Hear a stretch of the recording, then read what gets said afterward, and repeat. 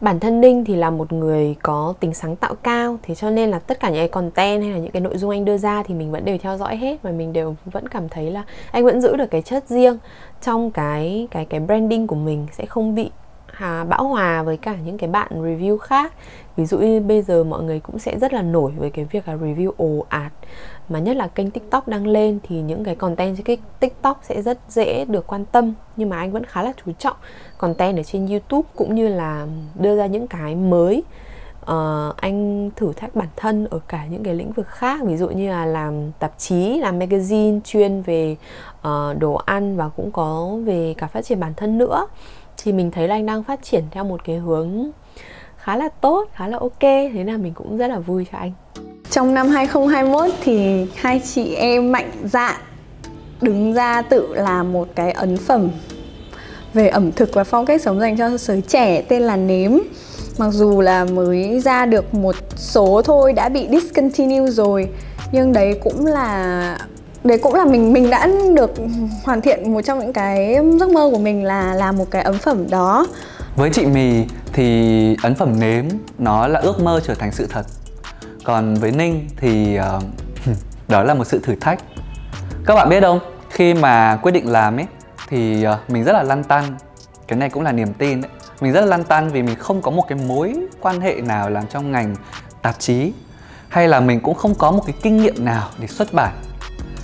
Mà khi mà bắt đầu một cái gì đấy, mình không có một cái gì trong tay trừ những mối quan hệ về KOL, về các thứ, thì lăn tăn chứ.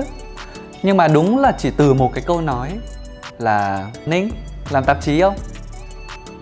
Làm. Và Nếm nó đã ra đời.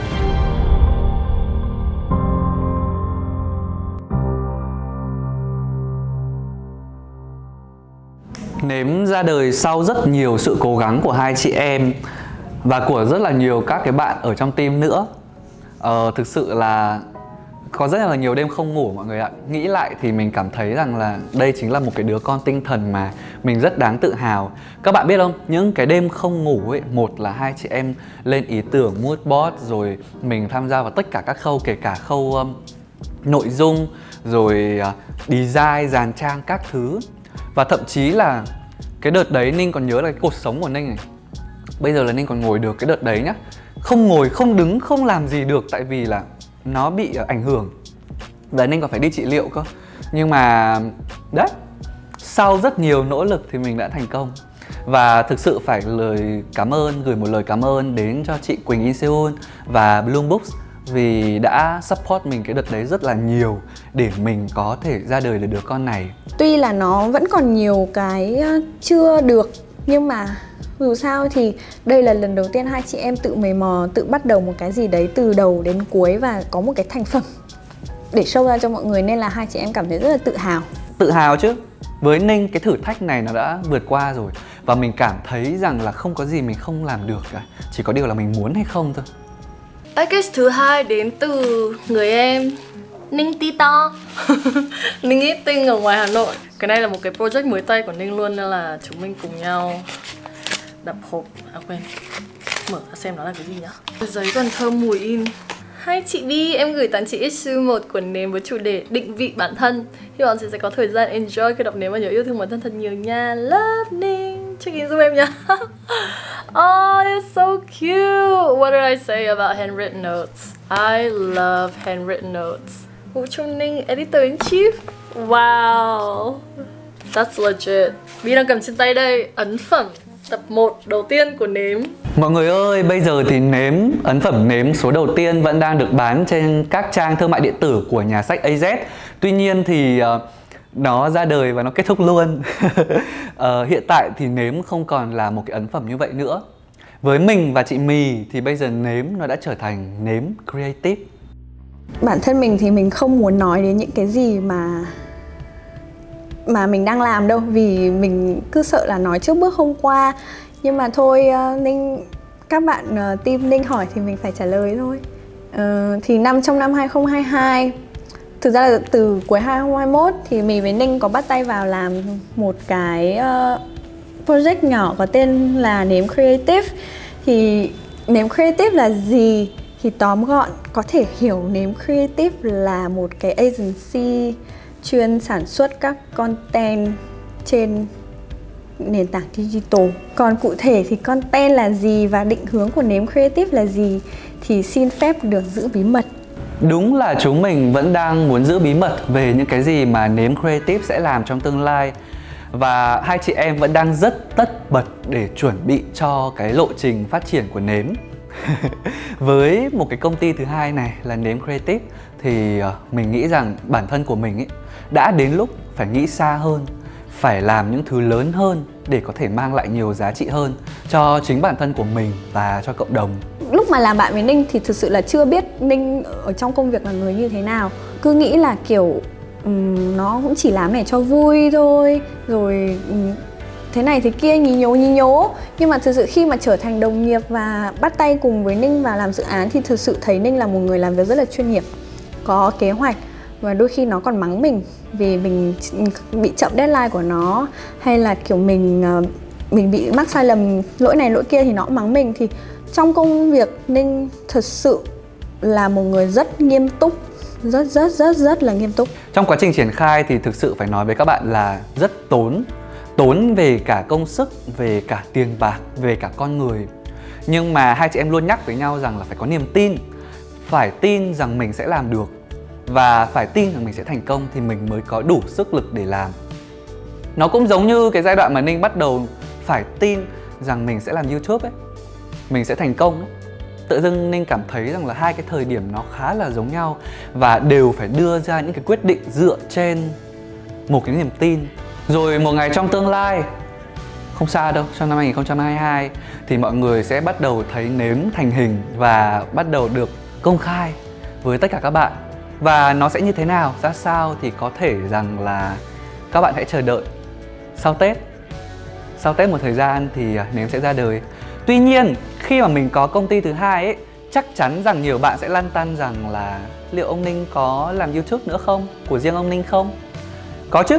Khi mà mình ra đời một công ty thứ hai, mình cũng đã rất là lo lắng với Nintito Media. Tuy nhiên thì các bạn đừng lo, vì một lần kể hết này xong, Ninh sẽ bắt đầu một giai đoạn mới cho Nintito Media với kênh YouTube chính là Nintito. Và sẽ có rất là nhiều những thứ hay ho đang chờ đợi các bạn. 5 năm trong chặng đường đầu tiên, mình đã làm tất cả những cái gì mình thích, những cái gì mình có thể thử. Còn không biết là 5 năm tiếp theo hay không, nhưng mà mình sẽ đi vào sản xuất những cái series riêng biệt.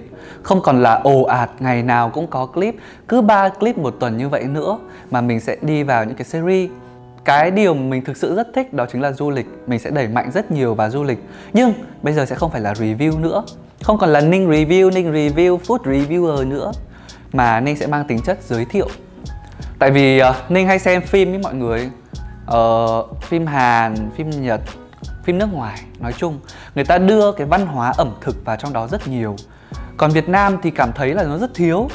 Mình thực sự muốn đi vào cái hướng đó, mang tính chất là giới thiệu văn hóa ẩm thực, chứ không còn đi review nữa.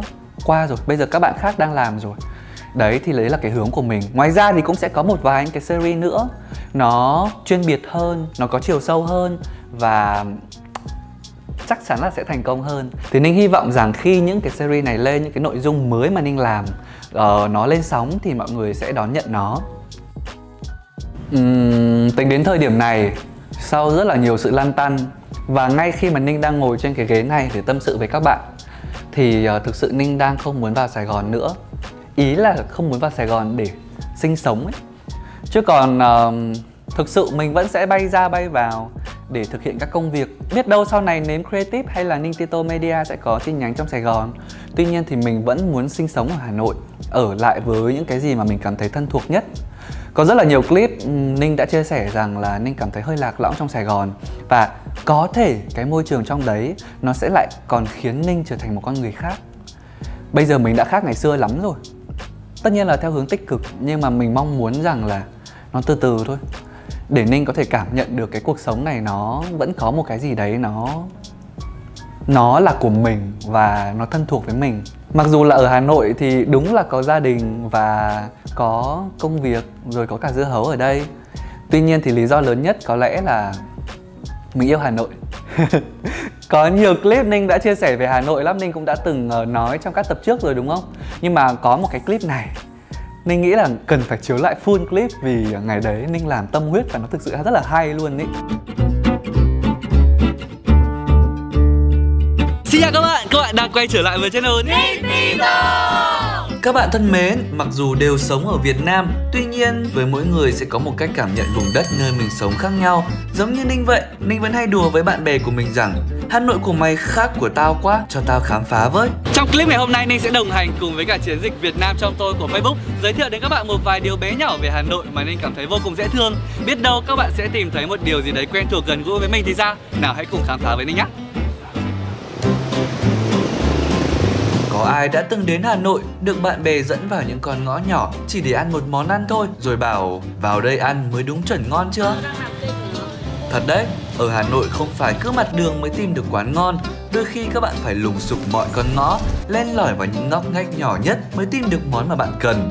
Có thể nói, ăn ngõ không biết từ bao giờ đã trở thành một nét văn hóa rất độc đáo để thưởng thức ẩm thực đường phố Hà Nội. Mình không hiểu sao đi ăn ngõ tuy hơi nhỏ một chút, hơi chật một chút nhưng mà cảm giác rất gần gũi, quây quần và đôi khi là giá còn rẻ hơn nữa. Một vài món quen thuộc, một vài không gian tuy nhỏ nhưng mà giản dị gần gũi, cứ thế đi vào ký ức của những người Hà Nội hoặc những người đã từng đến Hà Nội.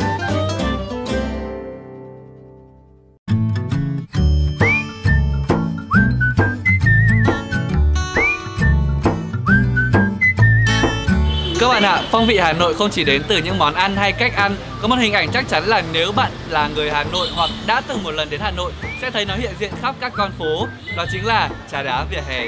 Nếu như ở Sài Gòn có thói quen ngồi cà phê bệt thì người Hà Nội lại thích ngồi trà đá vỉa hè và ngắm dòng người lại qua.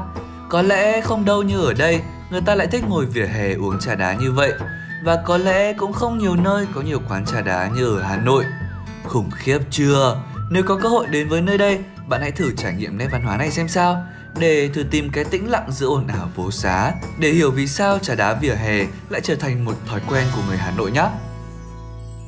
Địa điểm Ninh đang đứng ở đây chắc hẳn là không xa lạ gì với tất cả các bạn đã từng một lần đến Hà Nội đúng không? Đó chính là con phố Tràng Tiền. Và ở đằng sau Ninh đó chính là một thương hiệu kem rất nổi tiếng có mặt ở Hà Nội từ năm 1958, kem Tràng Tiền. Từ cái thời Ninh bé xíu đã rất háo hức được bố mẹ cho lên bờ hồ để ăn kem Tràng Tiền. Cảm giác được đứng ở đây là một câu chuyện, xong rồi đến lúc được cầm que kem, liếm liếm mút mút. Trời ơi, nó đã gì đâu luôn ấy. Mấy chục năm trôi qua rồi mà chất lượng kem vẫn không đổi. Chỉ có không gian bây giờ thay đổi một chút này và nhiều vị kem hơn thôi. Kem Tràng Tiền, ăn mùa nóng hay mùa lạnh đều ngon. Không biết là các bạn có thèm kem không? Lê lê. Nhưng mà thực sự là ăn kem nhiều hơi béo, nên là sau khi ăn hết que kem này xong, bây giờ Ninh sẽ dẫn các bạn đến một địa điểm khác nhé.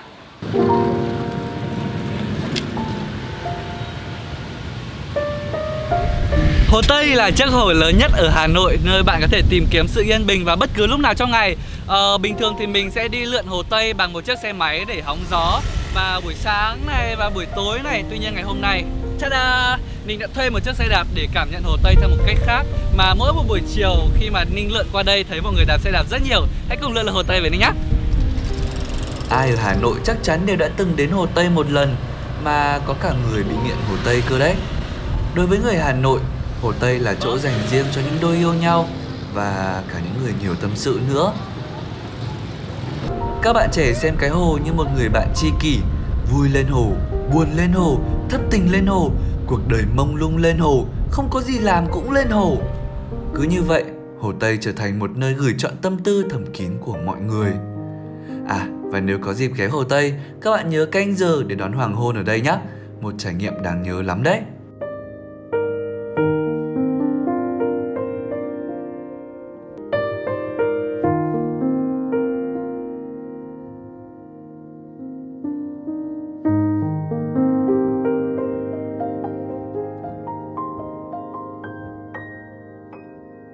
Và cuối cùng, một trong những điều Ninh thích nhất ở thành phố này mới chỉ xuất hiện vào cuối tuần cách đây một vài năm thôi. Đó chính là phố đi bộ Hà Nội. Ngay từ khi được mở ra, phố đi bộ Hồ Hoàn Kiếm đã thu hút được rất nhiều người dân tham gia. Ngoại trừ các hoạt động nhảy cover dance của các bạn trẻ đều đặn mỗi cuối tuần, phố đi bộ sẽ còn rất nhiều các hoạt động truyền thống, trò chơi tập thể và rất nhiều hoạt động ngoài trời hấp dẫn, lành mạnh cho cả gia đình. Đến đây vào ban ngày thì sẽ rất đẹp, còn nếu vào buổi tối thì các bạn sẽ thấy một không khí cực kỳ sôi động. Đây có thể được tạm gọi là một không gian văn hóa mở mà Ninh nghĩ rất đáng trải nghiệm. Vừa rồi là một vài điều bé nhỏ về Hà Nội mà Ninh tin chắc rằng nhiều bạn đang xem clip này cũng cảm thấy gần gũi và thân thuộc. Và để giúp các bạn có một trải nghiệm ăn uống tuyệt vời tại Hà Nội, Ninh đã và đang phát triển một cuốn cẩm nang có tên là Bản Đồ Ăn. Các bạn đừng quên truy cập vào website ningtito.com/bản đồ ăn để ngó nghiêng và khám phá nhé. Còn bây giờ xin chào và hẹn gặp lại. Tôi yêu Hà Nội, tôi yêu Hà Nội, tôi yêu Hà Nội, tôi yêu Hà Nội, tôi yêu Việt Nam. Nhân tiện trong clip đấy đang nói về bản đồ ăn thì mình cũng muốn chia sẻ lại một chút cho những bạn nào không biết. Thì bản đồ ăn nó là một cái bản đồ mà ở đó các bạn có thể vào định vị vị trí của mình và sẽ xem là xung quanh Ninh đã từng review những quán nào và những quán nào ngon. Ở trong đấy nó sẽ chia ra là sẽ có cả theo những cái món ăn, ví dụ như là bún miến phở này, rồi lẩu nướng này, rồi đồ tráng miệng các thứ. Nó cũng có thể chia theo cái vị trí của bạn.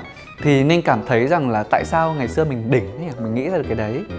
Và các bạn biết không, duy trì cái đấy rất tốn nhá. Duy trì riêng một cái platform để làm nó rất tốn. Nhưng mà mình vẫn làm bởi vì mình cảm thấy rằng là nó thực sự có giá trị thực tiễn với người dùng. Kể cả như là bạn đang ở Hà Nội hay là với những người khác đến thì nó cũng rất ok. Ninh đã từng mong muốn rằng là sẽ phát triển bản đồ ăn thành một cái ứng dụng ở trên điện thoại để cho mọi người tiện sử dụng hơn.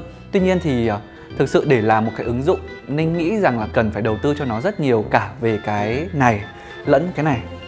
Đó, tiền và cái sự sáng tạo ở trong đấy, chứ không chỉ đơn thuần mỗi cái bản đồ ăn như vậy. Nên rằng là hiện tại Ninh chưa thể làm, nhưng mà chắc chắn rằng trong tương lai, Ninh không hứa được trước, nhưng nếu có partner hay là nếu có một điều gì đó khiến mình đủ động lực thì mình sẽ phát triển bản đồ ăn thành một cái ứng dụng. Và hy vọng là lúc đấy mọi người sẽ đón nhận, nó sẽ thực sự có giá trị lâu dài. Các bạn thấy không? Khi mà thực sự mình biết mình đang muốn gì, mình biết rằng là cái giá trị mình muốn trao cho cộng đồng là như thế nào, thì những cái gì mình làm, kể cả là nó có đơn sơ, sơ sài hay là nó hoàn thiện, thì nó vẫn có một cái giá trị gì đó mà mình cảm thấy rất là tự hào. Cái thay đổi lớn nhất của Ninh đó chính là cái tư duy. Cái tư duy của Ninh ngày xưa nó bé nhỏ lắm. Nó chỉ đơn giản là mình làm YouTube để kiếm tiền này, có tiền là sẽ thế này thế kia thôi. Nhưng mà cái tư duy của Ninh bây giờ nó rất là khác.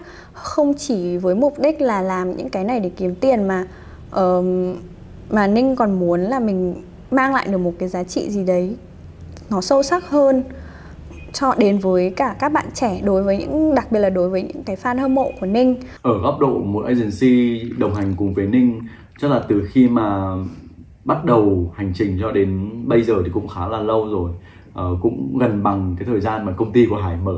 Thì Hải có 3 từ muốn nói về cái sự thay đổi đó. Đầu tiên là sự trưởng thành, thứ hai là chọn lọc, và cái thứ ba đấy là chỉn chu. Trưởng thành là vì sao? Bởi vì là mọi người có thể xem lại những cái clip từ đầu cho đến bây giờ của Ninh ạ, thì cũng thấy có đôi khi vẫn là review đồ ăn, nhưng mà có cái sự đầm hơn, sâu sắc hơn, kể cả là vui thì vui cũng trưởng thành hơn so với những clip trước đây.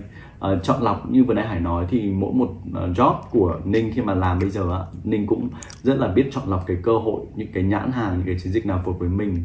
Và cái thứ ba đó là cái sự chỉn chu.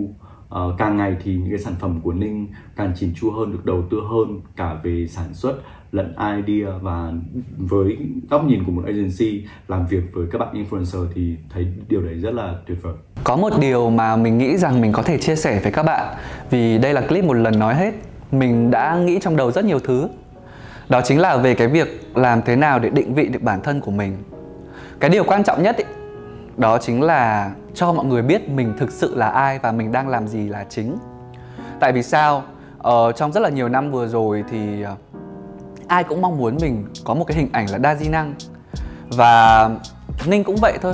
Nhưng mà có một cái vấn đề, đó chính là trong cái quá trình mình build nội dung ấy, mình xây dựng nội dung ấy, mặc dù đúng là mình có làm series Ninh Travel, làm bản đồ ăn, làm Ninh Eating ăn gì ở nhà ăn cả thế giới, hay là một số tập Ninh Linh Tinh chia sẻ về skincare, về quần áo, thì mình vẫn phải focus vào một cái, đó chính là ăn uống và ẩm thực. Đi travel thì vẫn 70% nội dung cái clip đi du lịch đấy là ăn uống, chứ không phải là trải nghiệm du lịch giống như các cái nội dung khác. Hay là khi mà bạn làm những cái ngoài lề như là mỹ phẩm, như là đồ gia dụng điện tử chẳng hạn, thì các bạn vẫn thấy là 70% nội dung trên kênh của Ninh nó vẫn là ẩm thực. Đấy là một cái điều rất quan trọng. Mặc dù mình đa di năng thật, mình có thể làm rất nhiều mảng, làm mọi thứ như thế thật, nhưng khi mà người ta nhìn vào kênh của mình, người ta vẫn biết rằng ông này là một người làm ẩm thực, nổi tiếng trong chuyện ăn uống và đưa những cái trải nghiệm về ăn uống. Thì đấy Ninh nghĩ là một cái rất thành công mà các nhãn hàng hay là bản thân là những cái người xem họ đều thực sự rất thích. Và đây chỉ là một cái bài học của Ninh thôi, nhưng mà Ninh nghĩ rằng các bạn có thể áp dụng cho mình. 5 tập có lẽ là không thể đủ để mình chia sẻ về cái sự nghiệp của mình trong 5 năm vừa qua, và cũng không thể đủ để truyền tải hết những cái gì mà mình muốn nói với mọi người. Tuy nhiên thì cảm ơn các bạn đã đồng hành suốt 5 tập này. Và thực sự ngay cái buổi chiều nay, trước khi bấm máy ghi hình cái buổi này, mình có đứng ở ban công cùng với chị Mì, và mình cảm thấy như đang trong phim ấy. Mình cảm thấy thực sự rất là hạnh phúc vì mình bắt đầu mọi thứ trong sự mông lung, nhưng mà dần dần khi mà nó thành hình, mình cảm thấy là rất là hạnh phúc luôn ấy. Mình cảm thấy rằng mình rất trưởng thành và mình đã làm được. Tại sao mình lại có động lực như vậy nhỉ? Tại sao mình lại có thể mạnh mẽ như vậy nhỉ? Thì phải nói là cảm ơn tất cả những cái gì đã đến với mình, kể cả những cái giai đoạn khó khăn nhất, hay là cái sự cố gắng của mình nó luôn luôn là một cái gì đấy khiến cho mình cảm thấy tự hào. Và bây giờ thì Ninh có thể ngồi đây và tự tin nói rằng với mọi người là Ninh đã trưởng thành hơn, là Ninh đã trở thành một phiên bản khác tốt hơn. Không chỉ là xây dựng mỗi hình ảnh của Ninh mà còn có thể làm nhiều cái giá trị khác cho cộng đồng. Và cảm ơn bản thân vì những cái điều đấy. Thực ra là nhiều khi mình cũng tự hỏi bản thân, kiểu như những người mà thành công như thế rồi thì họ sẽ muốn gì trong cuộc sống ấy. Nhưng mà mình nghĩ là Ninh cũng sẽ có những mục tiêu cho chính bản thân Ninh, và Ninh cũng có cách để có thể đạt được những cái mục tiêu đấy. Mình hoàn toàn tin vào điều đấy. Cho nên là hành trình nào thì cũng có cái kết thúc, và mình không hề hối hận trong suốt cái khoảng thời gian mình làm việc với Ninh. Và kết thúc đấy thì mình cũng coi là khá là viên mãn rồi.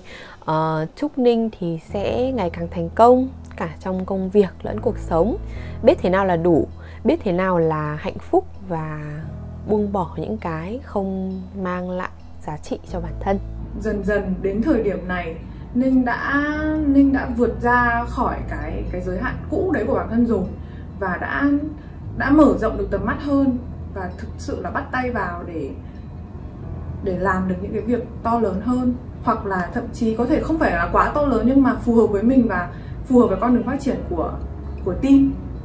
Thì mình cảm thấy rất là lạc quan, và hy vọng Ninh sẽ giữ vững cái sự lạc quan này, giữ vững được và chăm sóc được những người đang ở bên Ninh, xung quanh Ninh, yêu thương Ninh và support Ninh, để cho cái con đường phát triển sắp tới nó thực sự thành công mỹ mãn. Thì thực tế thì anh cũng chỉ muốn chúc Ninh là chân cứng đá mềm này, em hãy luôn luôn làm theo những gì mà em suy nghĩ, tại vì em là một người rất giỏi, và hãy cố gắng thôi, mình cứ cố gắng thôi, mình cứ đi theo những cái mục tiêu mà mình đã đặt ra, và mình sẽ cố gắng hết sức cho nó. Thì anh nghĩ rằng là rồi một ngày chúng ta sẽ nhận được quả ngọt thôi, và anh chắc chắn rằng là trong tương lai Ninh sẽ còn thành công hơn rất là nhiều. Cố lên em nhé, lúc nào cũng sẽ có anh chị ở bên cạnh để ủng hộ em.